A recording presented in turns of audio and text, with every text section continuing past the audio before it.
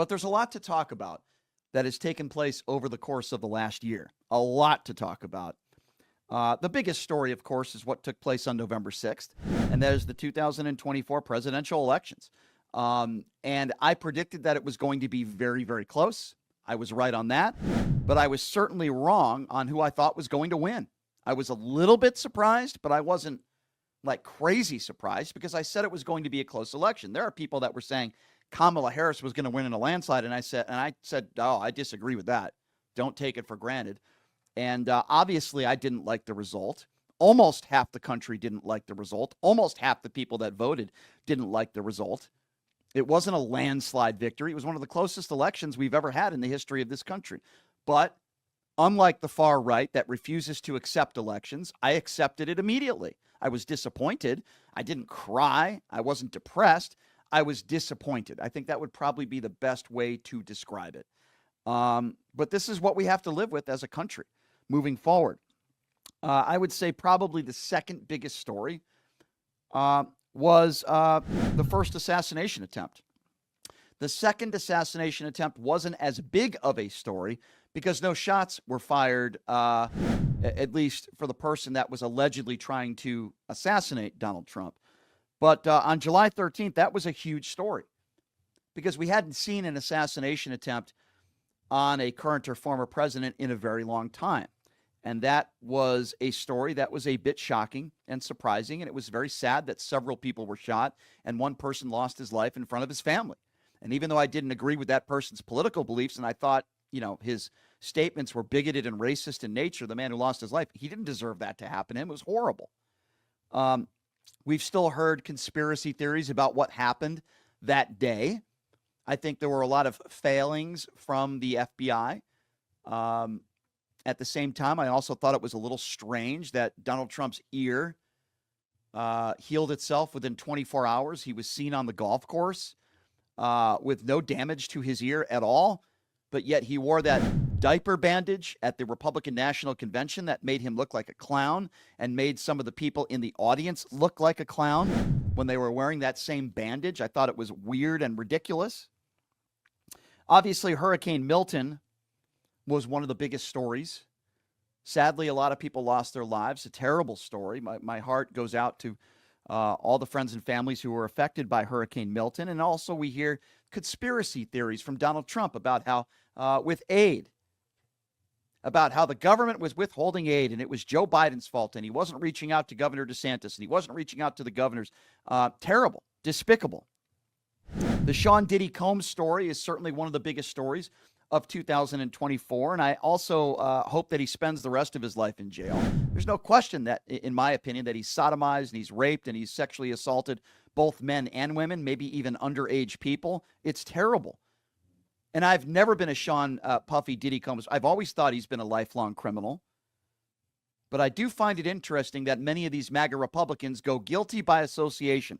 By the way, Donald Trump is seen in pictures with Sean Combs as well. But they have guilty by association. If you're seen in a picture with somebody, you must be with them when it comes to their crimes. Well, if that's the case, how many times have we seen Donald Trump video and pictures with Jeffrey Epstein? So if you're going to go guilty by association because allegedly Barack Obama has been at some Sean Puff Daddy Combs parties, then maybe we should do guilty by association with Donald Trump, who was hanging out with Jeffrey Epstein, who Jeffrey Epstein on audio that was released just a few months ago said that Donald Trump was one of his best friends, if not his best friend. So this nonsense of guilty by association stuff. What, if you were in a Harvey Weinstein movie, does that mean you're a pedophile too? Give me a break. The Baltimore Key Bridge collapse was obviously a tremendous tragedy, and it was shocking to see. And again, more conspiracy theories from the far right. Do you see what's going on here, ladies and gentlemen? They were blaming Pete Buttigieg and DEI hires for this bridge collapse that took place on March 26th. The conspiracy theories from the far right.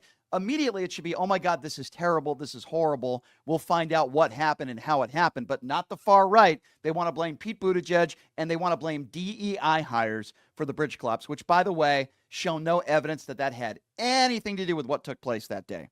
And it's horrible. Another big story, of course, was when Joe Biden withdrew from the presidential election. And I've had my opinions on that, and I thought he should have withdrawn, and I thought it was a big mistake that he should have withdrew from the election much sooner. It's either you stay in or you back out earlier. And that didn't happen, and because of that, I think the country suffers, and that's one of the reasons why Donald Trump, in my opinion, won the election. Liam Payne was a really big story. I didn't really talk about it a lot on this show, but he was the former One Direction member. He died after off that hotel balcony, and now my understanding is there are people at that hotel that have been charged with manslaughter. 5 people that have been charged with manslaughter. That's a really awful story, and my heart goes out. Really talented guy. Obviously, he had his demons, he had his troubles, but that's a really terrible story, and that was a big story in 2024. No question about that.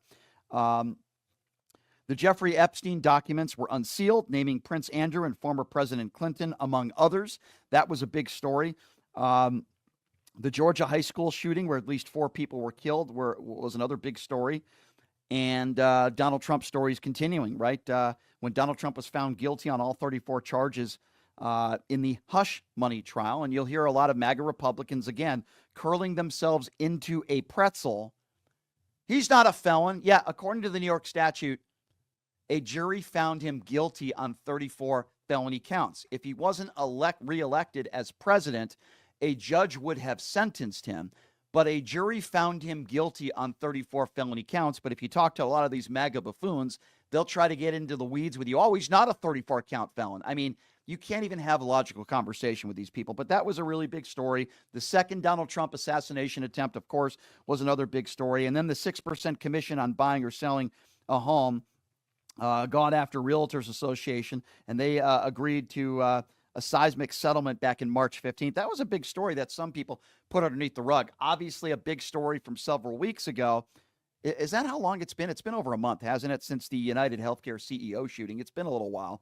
But this is a huge story. And this guy, Luigi, there's a small percentage of people that admire horrible criminals. We see that in almost every. Remember the Scott Peterson case where he was convicted of murder and he killed his wife and unborn baby? Just a terrible story, right? There are still women that send him love letters, right? So you're always going to get a very small percentage of people that are going to admire horrible people. Yes, I think Luigi's a murderer. I know innocent until proven guilty. But the overwhelming majority of people in this country would not condone that sort of violence.